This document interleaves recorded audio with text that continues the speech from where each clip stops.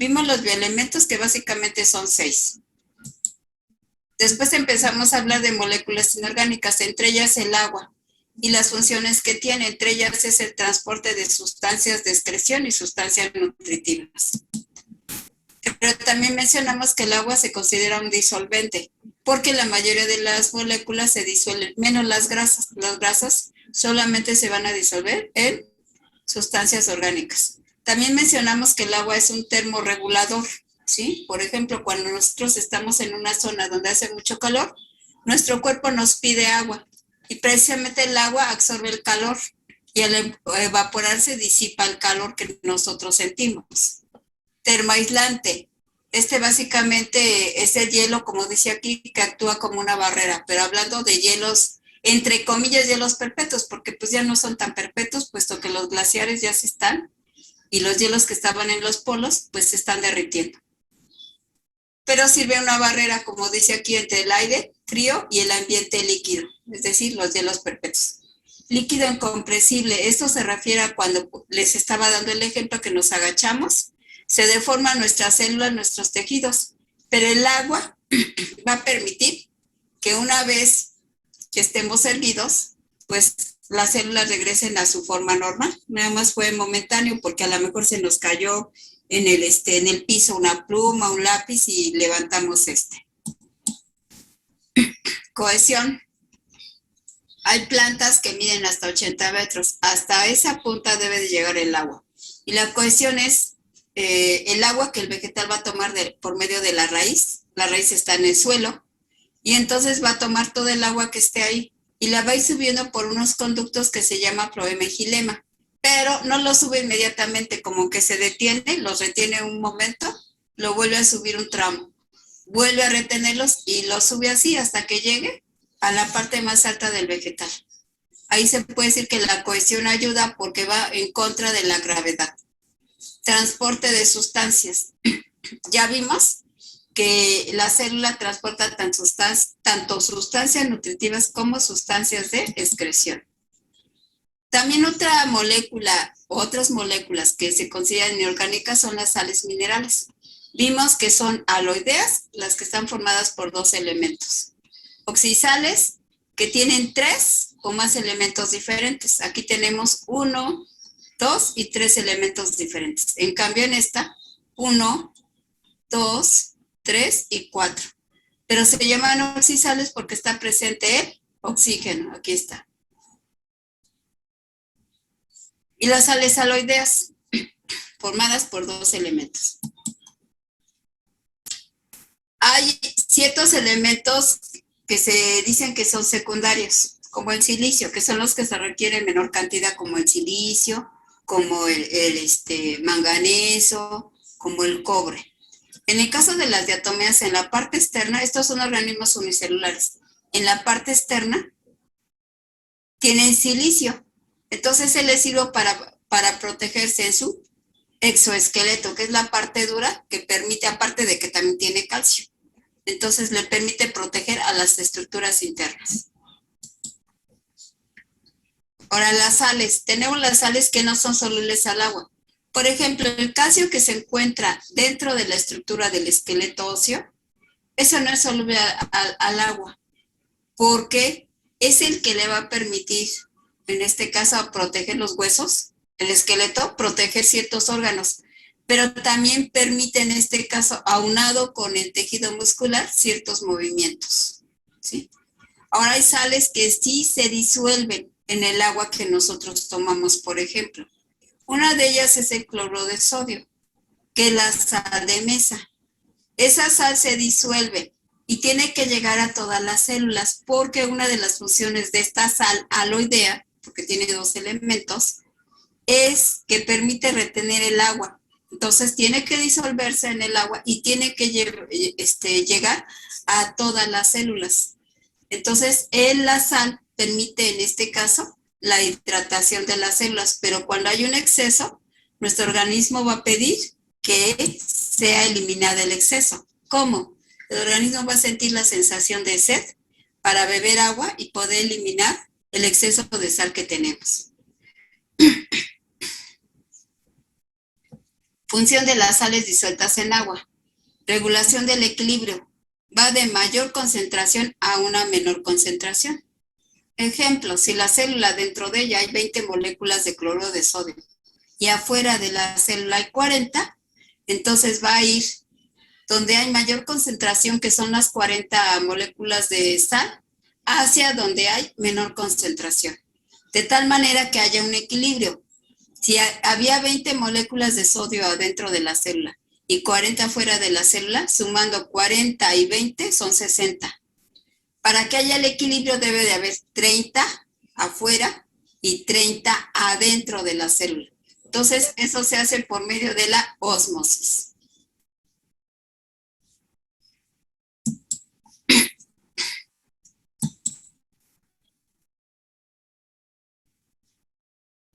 Aquí hay muchas sales que se pueden encontrar disueltas en el agua.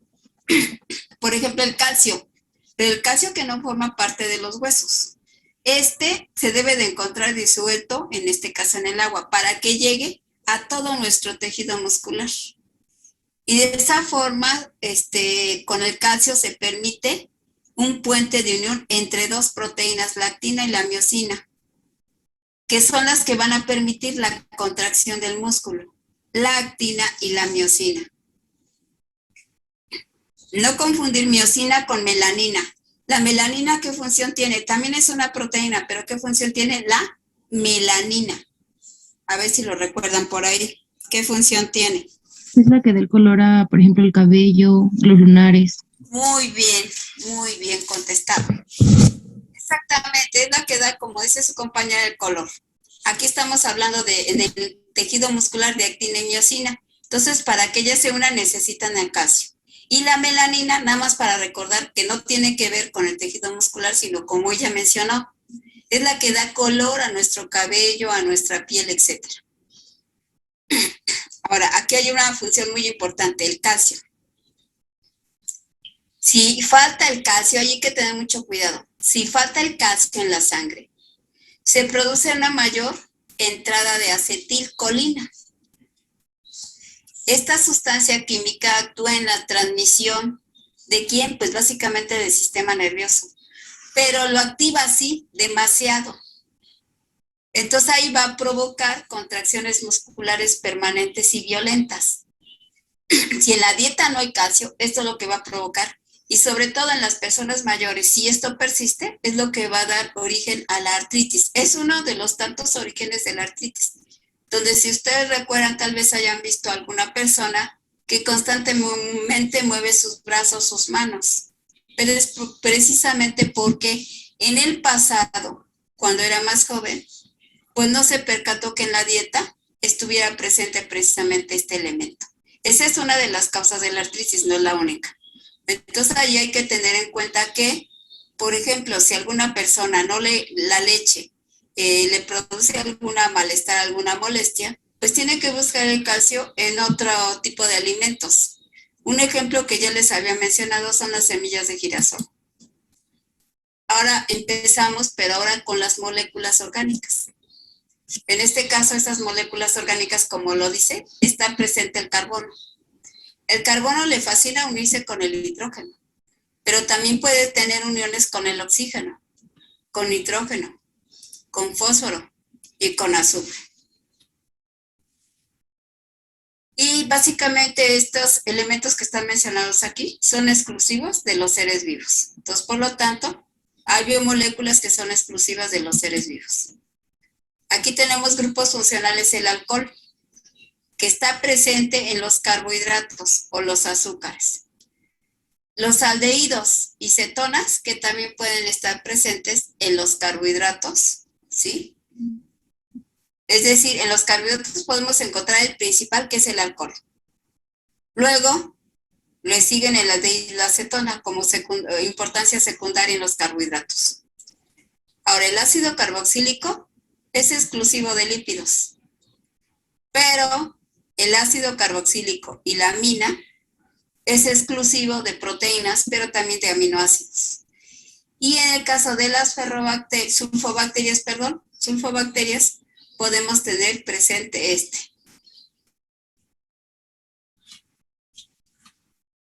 Aquí tenemos el alcohol.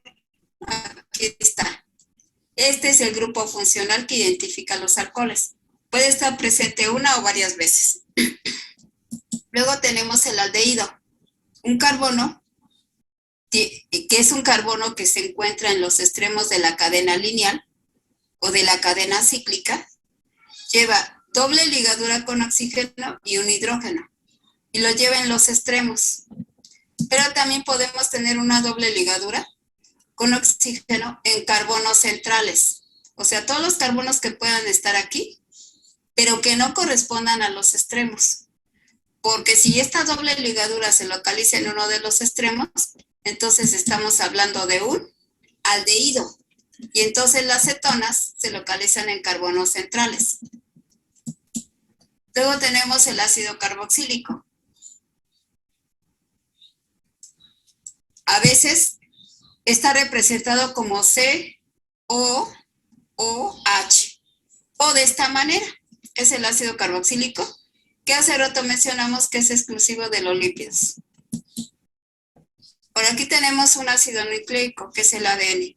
Aquí dentro de la estructura molecular podemos tener un azúcar, que si ustedes recuerdan, en el ADN se llama desoxirribosa, pero también podemos encontrar proteínas. Aquí tenemos el ácido nucleico ARN. Entonces aquí en su estructura molecular también podemos encontrar el azúcar, que se llama ribosa, pero también podemos encontrar proteínas. Luego tenemos los principales biomoléculas o grupos funcionales que se encuentran y que ya lo vimos en esquema, que son los aminoácidos que llevan NH2. Las proteínas pueden llevar estos, pero también los aminoácidos pueden llevar los dos, tanto el ácido carboxílico como la amina. Los carbohidratos llevan el OH. Los lípidos van a llevar el ácido carboxílico. Y hace rato mencionamos que los ácidos nucleicos van a llevar, en este caso, carbohidratos.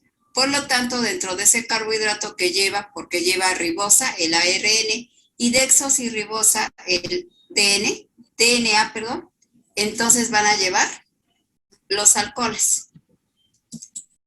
Uno de los grupos principales y de gran importancia son los carbohidratos. Ellos, como dice aquí, es la fuente de energía y de reserva. Porque si ustedes recuerdan en respiración aerobia y anaerobia, ¿qué sucedía? Que se utiliza la glucosa. Y de esa glucosa surgen precisamente la reacción que se llama glucólisis, que termina en piruvato. Y de ahí, dependiendo del organismo, se puede ir a fermentación o se puede ir a formar el acetilcoenzima. Entonces aquí el carbohidrato es la principal fuente de energía. Con esa se inician todas las reacciones para la síntesis de ATP. Cuando nosotros comemos exageradamente azúcares, pues se convierten en reserva. Se pueden convertir en grasas que se van a acumular en el tejido adiposo. Componentes estructurales, como los que se encuentran en la membrana. Glucoproteínas, lipoproteínas, son algunos ejemplos de componentes estructurales, pero también, como ya dije, se encuentran en forma de azúcares en los ácidos nucleicos. En la inmunidad de nuestro cuerpo. Dentro de la inmunidad tenemos estructuras que están en la sangre. En la sangre podemos encontrar glóbulos rojos, glóbulos blancos y plaquetas, pero las que tienen que ver con la inmunidad son los glóbulos blancos. Bueno, pues también dentro de la estructura de los glóbulos blancos podemos tener azúcares, pero unidos a otra biomolécula, en forma de glucolípidos o glucoproteínas.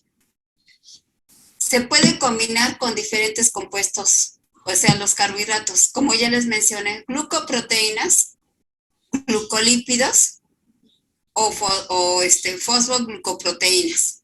Constituyen parte de la estructura de los ácidos nucleicos. Ya vimos que básicamente son los azúcares, la ribosa y la desoxirribosa.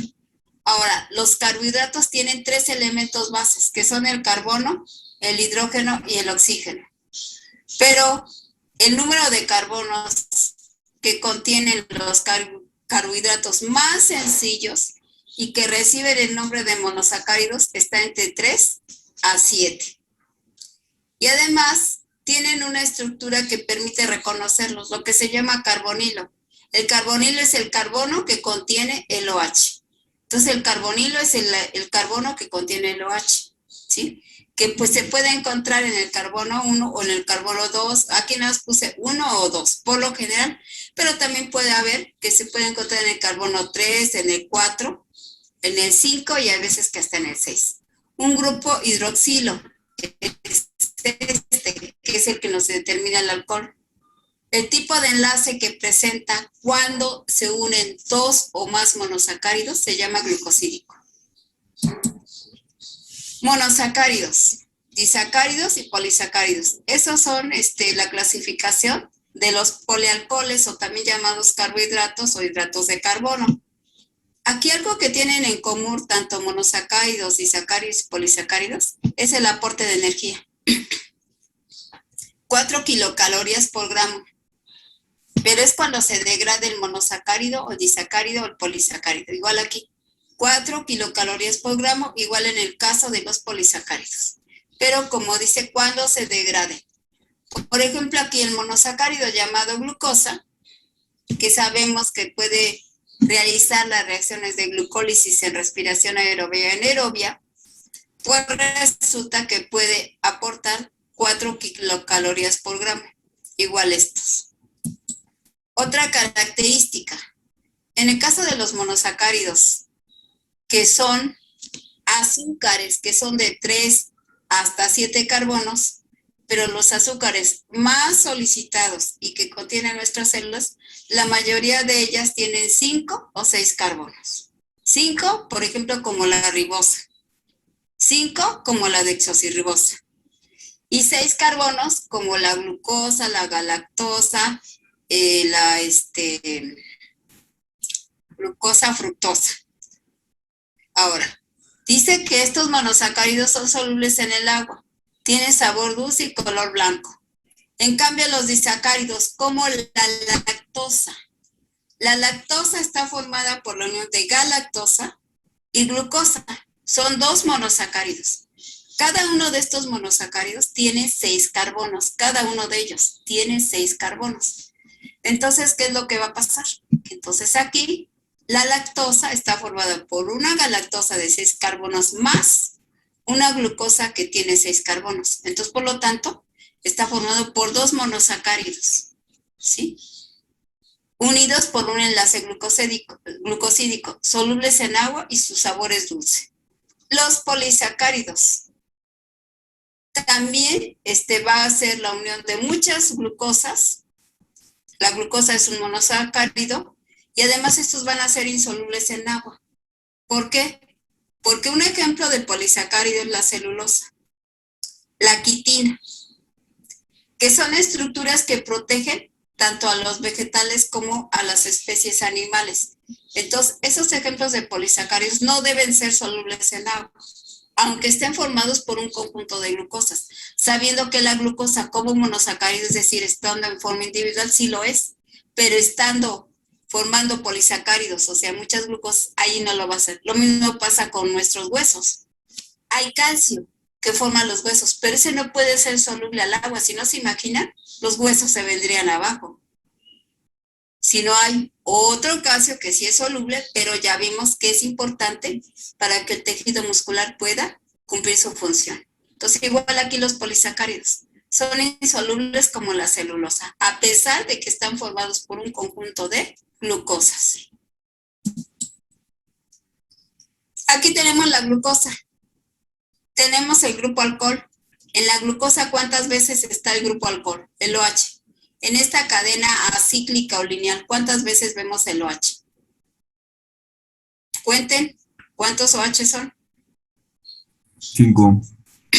5. Aquí está 1, 2, 3, 4 y 5. Por eso se llaman polialcoholes, porque lo tenemos más de una vez presente. Aquí en este ejemplo está 5 veces. Entonces a eso se debe que se llame polialcohol. Ahora, la glucosa a veces también puede estar en forma cíclica, es decir, formando una figura geométrica. Pero cuando está en forma cíclica, ¿cuántos OHs tiene? ¿Cuántos OHs tiene? 1, 2, 3, 4 y 5. Tiene los mismos. Nada más que está en forma cíclica y esta está en forma lineal. Ahora escuchen. Cuando tenemos la estructura lineal de la glucosa, aquí tiene doble ligadura con oxígeno en uno de los carbonos que está en los extremos. Esta estructura nos recuerda al aldehído. Entonces lo tiene en un extremo de la cadena. Si se fijan, el carbono con doble ligadura y oxígeno y un hidrógeno. Si nos regresamos en este caso a ver la fórmula, aquí está. Entonces, este es un polialcohol del tipo de las aldosas, porque aquí tiene el aldehído. O también podemos decir que es un carbohidrato del tipo de las aldosas. Ahora ya quedó claro por qué se llama polialcohol, porque hay varias veces el OH, más de una vez. Aquí está. Tanto en forma lineal o acíclica como en esta. Y entonces aquí tenemos la doble ligadura, que entonces es del tipo aldosa. Aquí tenemos otra representación para la glucosa. Aquí lo tenemos con colores en este esquema. El carbono, el oxígeno y el hidrógeno. ¿Cómo está representado? Aquí lo tenemos en forma lineal. Aquí lo tenemos en forma cíclica. Aquí tenemos a la fructosa. Igual es un polialcohol. Aquí está. Tiene varias veces el OH. Aquí lo tenemos. 1, 2, 3, 4, 5. Pero aquí en el carbono 2, que es uno de los carbonos centrales, recuerden que los carbonos centrales son los que están en medio de los carbonos que están en los extremos. Entonces los carbonos centrales sería el carbono 2, carbono 3, carbono 4, carbono 5. ¿Y qué vemos aquí? Una doble ligadura con oxígeno. Aquí está. ¿Esto a qué nos recuerda? A una acetona. Aquí está. En los carbonos centrales puede llevar una doble ligadura con oxígeno, ¿sí? Entonces aquí estamos viendo este compuesto que corresponde a la fructosa. Entonces es un polialcohol de tipo cetosa o un carbohidrato de tipo cetosa. Recuerden que los carbohidratos son carbohidratos, polialcoholes, azúcares, hidratos de carbono y me falta uno, ¿cuáles son? Glúcidos. Estos son todos los nombres que llevan en este caso los azúcares. Aquí tenemos la ribosa. Entonces la ribosa, vean con atención la ribosa.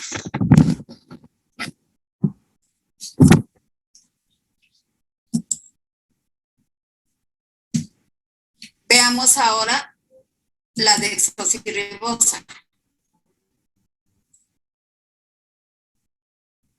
¿Vieron alguna diferencia? A ver.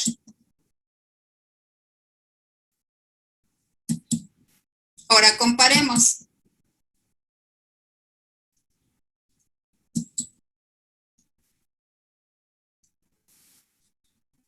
Veamos qué diferencia tiene la ribosa. Esta es la ribosa y esta es la desoxirribosa. ¿Qué diferencia ven en ambos azúcares? Se va un oxígeno. Exactamente. La ribosa aquí tiene un oxígeno unido a un hidrógeno, es decir, tiene un OH. En cambio, aquí en la desoxirribosa, aquí no tiene oxígeno. La desoxirribosa se originó de la ribosa. Dexo significa quitar. ¿A quién? Al oxi.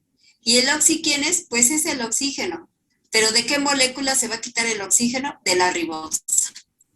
Por eso se llama desoxirribosa. Quiere decir que la ribosa puede originar a la desoxirribosa. Y la diferencia es precisamente lo que señaló la compañera, el oxígeno. Aquí lo tenemos. Entonces sí queda claro por qué se llama desoxirribosa. A una ribosa se le quitó un oxígeno. Aquí ya no lo tiene y por eso se llama desoxirribosa. Descontar, quitar el oxi de quién, de la ribosa. Bueno, entonces ya estos son los azúcares, son los polialcoholes que corresponden al ARN y al DNA. Tenemos un enlace glucosídico. se da en los disacáridos, pero también se da en los polisacáridos. Aquí tenemos la sacarosa, que es el azúcar de caña o también azúcar de mesa. La glucosa más fructosa nos da la sacarosa, que corresponde a un disacárido. Este es un monosacárido unido a un segundo monosacárido. Los monosacáridos son diferentes a pesar de que tienen la misma cantidad de carbonos. La glucosa tiene 6 carbonos, la fructosa tiene 6. Y ambos son monosacáridos. ¿Por qué quedamos que los monosacáridos van de 3 a 7 carbonos? Pero los más comunes les dije que eran entre 5 y 6 carbonos. Entonces, este monosacárido, glucosa, tiene 6 carbonos. Este monosacárido llamado fructosa tiene 6 carbonos, que unidos por el enlace glucosídico nos da la sacarosa. Aquí tenemos, por ejemplo, la formación de la sacarosa. Esta es la glucosa. Esta es la fructosa. ¿Qué vemos aquí? Que aquí tiene la glucosa 1H. Olvidemos por un momento el color azul que está ahí. Tiene 1H. En cambio, la fructosa tiene otro OH. Aquí está. Ahora, para que se forme el enlace glucosídico, gluco de glucosa, significa lo siguiente, que la molécula de la glucosa va a liberar un hidrógeno. Está de color azul. En cambio, la otra molécula va a liberar un OH y nos va a dar como resultado la molécula del agua. Ahora, este oxígeno es de la glucosa, que es este que tenemos aquí. Este oxígeno permite la unión con la fructosa y nos forma la sacarosa. Entonces aquí, por eso se llama enlace glucosídico, porque siempre la glucosa es la que va a unir por medio del oxígeno a la siguiente molécula, pero siempre va a haber liberación de agua. Entonces, a eso se llama enlace glucosídico. No sé si de aquí tengan alguna pregunta.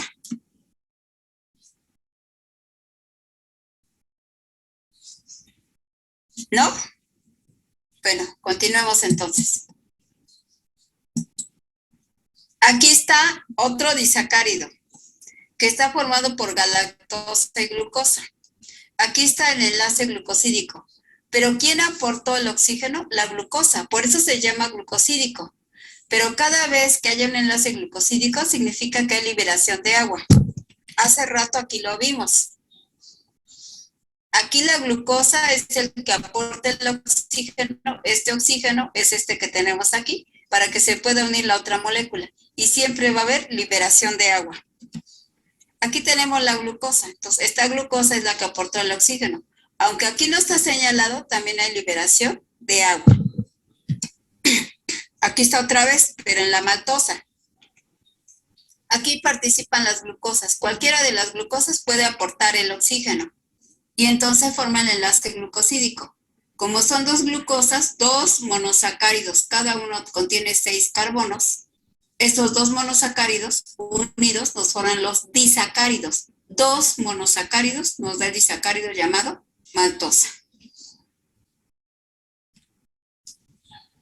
Aquí estamos hablando de un polisacárido que está formado por almidones. Y los almidones están formados por un conjunto de glucosas. Algunos ejemplos de polisacáridos, por ejemplo, son las raíces en algunas semillas y los tubérculos, como la papa y el camote. Veamos aquí. Aquí tenemos la glucosa. Yo les dije que los almidones están formados por un conjunto de glucosas. Entonces aquí tenemos 1, 2, 3, 4 glucosas. Aquí sigue N veces, pero aquí nada más tenemos 4 de color verde. 4. Aquí está el enlace glucosídico. ¿Cuántos son? 1, 2, 3 enlaces glucosídicos. ¿Que unieron a cuántas moléculas? A 1, 2, 3, 4. Si yo les digo, tenemos 4 glucosas, ¿cuántos enlaces glucosídicos tiene? 1, 2, 3. O de otra manera, si me dicen, se tienen 4 glucosas, ¿cuántos enlaces glucosídicos? A ese 4 siempre le voy a restar 1. O sea, al número de glucosas que se tengan le resto el 1 y eso me va a dar como resultado los enlaces glucosídicos, que en este caso son 1, 2, 3. Pero también por cada enlace glucosídico que se formó, se liberó una molécula de agua. Aquí un enlace, una liberación de agua. Segundo enlace, segunda molécula de agua. Tercer enlace, tercer molécula de agua que se libera. Ahora, para reafirmar lo que yo les dije, si se están uniendo 82 glucosas, ¿cuántos enlaces glucosídicos hay? 81. A ver, otra vez. A ver, ¿a quién está? Volvemos. ¿Cuántas figuras de color verde tengo que representan a la glucosa? ¿Cuántas tengo? 4, ¿no? Aquí están. 1, 2, 3, 4. ¿Y cuántos enlaces glucosídicos hay entre esas 4 moléculas de glucosa? 1, 2, 3. Y como dijo su compañera, es 81 y está correcto, porque yo dije, son 82 glucosas. ¿Qué dije hace rato? Le restan 1. ¿Qué les dije aquí? Son 4 glucosas, le restan 1 y les da el número de enlaces glucosídicos. Son 4 moléculas, le resta 1, me quedan 3 enlaces glucosídicos. Hace rato yo dije 82 moléculas y su compañera contestó bien, 81 enlaces glucosídicos. ¿Y cuántas moléculas de agua se liberan de esos 81 enlaces glucosídicos? En total, ¿cuántas moléculas de agua se liberan? De aquí, ¿cuántas de estas 4 se forman 3 enlaces glucosídicos? ¿Cuántas moléculas de agua se liberan de estas 81 también. Exactamente. De aquí son 3 enlaces, 3 de agua. Entonces son 81 enlaces glucosídicos y 81 moléculas de agua que se liberaron. Y si yo les digo que tengo 138 glucosas unidas, ¿cuántos enlaces glucosídicos tiene? 138. 137. Ajá. ¿Y cuántas moléculas de agua se liberaron? 137. Exactamente. Muy bien. Entonces ya quedó claro lo del enlace glucosídico. Y aquí estamos viendo dónde se localizan. Vamos a ver la última diapositiva de este día. Aquí estamos hablando de la celulosa. Se encuentra principalmente en las plantas, pero también la podemos encontrar en las algas y en algunos hongos. Aquí, por ejemplo, igual tenemos un enlace glucosídico, un segundo y un tercero. ¿Sí? Aquí está otros más. Entonces, el enlace glucosídico se da porque la glucosa es la que aporta el oxígeno. Por eso de ahí el nombre de glucosa, ¿sí? Glucosídico. Y el glucógeno, que es un azúcar que se almacena en células animales principalmente, ¿sí? Y lo podemos encontrar en el músculo y en el hígado. Igual aquí. Está la unión del enlace glucosídico y también hubo liberación de agua. Entonces estamos viendo la importancia en este caso que tiene básicamente los carbohidratos, no solamente como fuente principal de energía, porque ya vimos que en respiración aerobia forma la glucólisis y se puede ir a fermentación o se puede ir a formar el acetilcoenzima, sino también porque forma estructuras que le dan protección a algunos organismos.